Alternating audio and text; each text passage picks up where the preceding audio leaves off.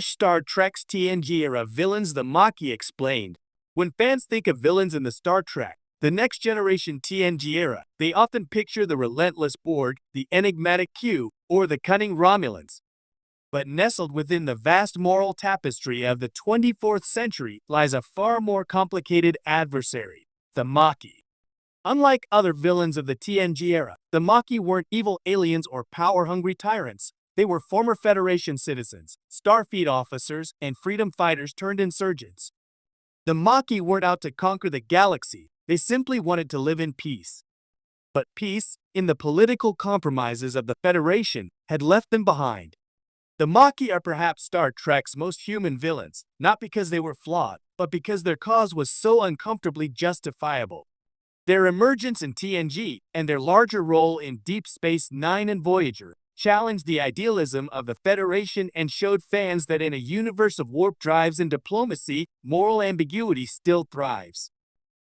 The origins of the Maquis, peace with a price.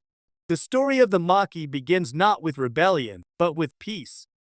In the Star Trek, The Next Generation episode Journey's End, Season 7, Episode 20, we learn of the Federation's treaty with the Cardassians, a peace agreement meant to end decades of hostilities between the two powers.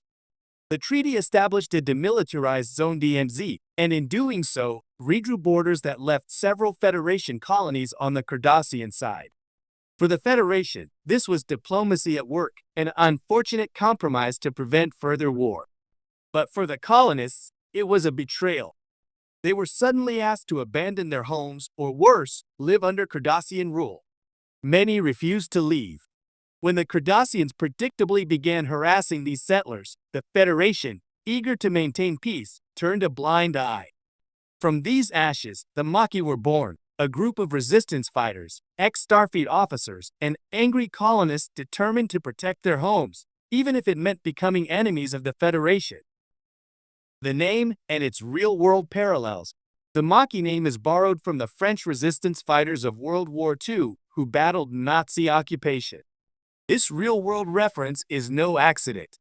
Just like their namesake, the Maquis are insurgents operating in hostile territory, seen as terrorists by the powers in charge but heroes to their own people.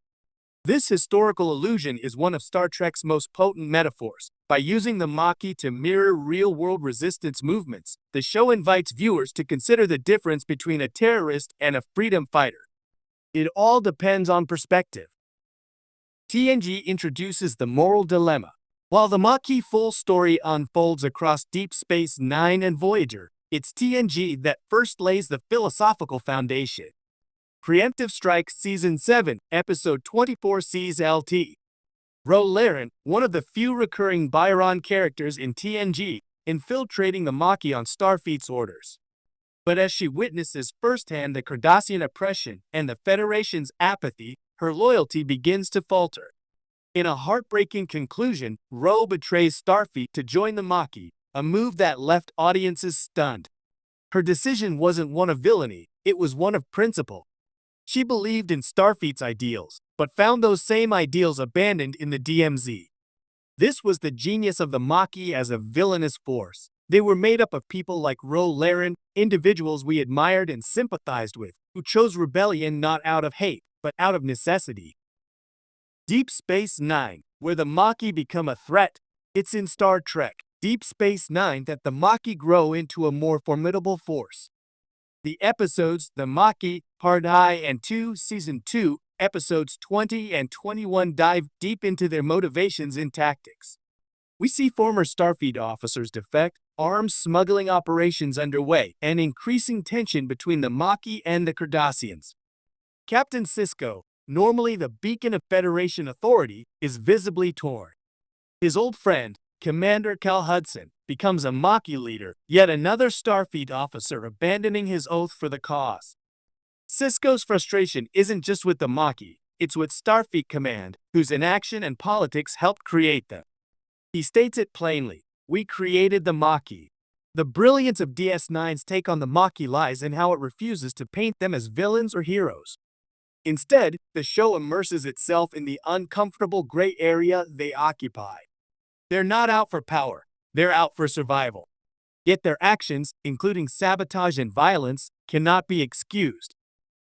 Starfleet versus the Maquis. Betrayal within the ranks. The most striking tension in the Maquis storyline is not between Federation and Cardassian, but between Starfleet officers and their former comrades.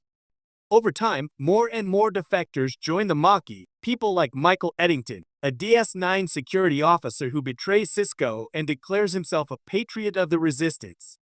Eddington's betrayal is one of DS9's most shocking turns. His justification? The Federation is just another empire, coercing its citizens to accept peace at any cost. He accuses Sisko of being a bureaucratic enforcer, while casting himself as a modern-day Les Miserables revolutionary. It's bombastic, but there's truth in his words. Sisko's response? A deeply personal and morally dubious campaign of his own, even going so far as to gas Maquis planets with biotoxins to drive the settlers out. Sisko, the Federation's hero, commits an act many would call a war crime, all in the name of ending the Maquis. In that moment, the line between villain and hero is entirely blurred. Voyager, the Maquis stranded with Starfleet. In Star Trek, Voyager, the Maquis take on a whole new role, not as enemies, but as crewmates. When both Starfleet's USS Voyager and a Maquis ship are pulled into the Delta Quadrant, they must work together to survive.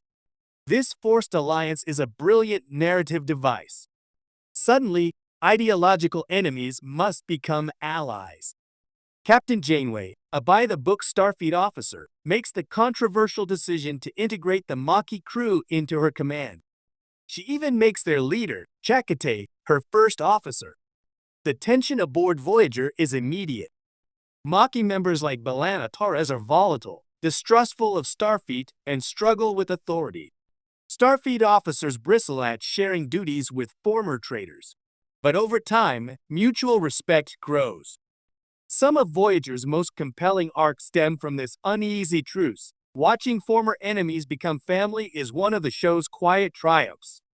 In Voyager, the Maquis aren't just rebels. They're people with regrets, hopes, and depth. They become fully fleshed characters who prove that redemption is possible even in the harshest of circumstances. The Maquis legacy. Ultimately, the Maquis were wiped out, either destroyed by the Dominion during the war, imprisoned by the Federation, or integrated into the Voyager crew. Their rebellion was short-lived and arguably futile, but their presence left a lasting impact on the Star Trek universe. They exposed the cracks in the Federation's utopian image. They reminded audiences that politics is never clean, and that even the most well-intentioned institutions can abandon their principles under pressure. And they gave us powerful, human stories of betrayal, conviction, and conscience. In the end, the Maquis weren't true villains. They were a reflection of the Federation's own contradictions. They were the Federation's forgotten children, refusing to accept peace that demanded their silence. Why the Maquis matter more than ever. In today's world, the themes of the Maquis resonate deeply. Conversations about colonization, borders, systemic neglect, and resistance echo around the globe. The Maquis, in many ways, were ahead of their time. They weren't rebels without a cause.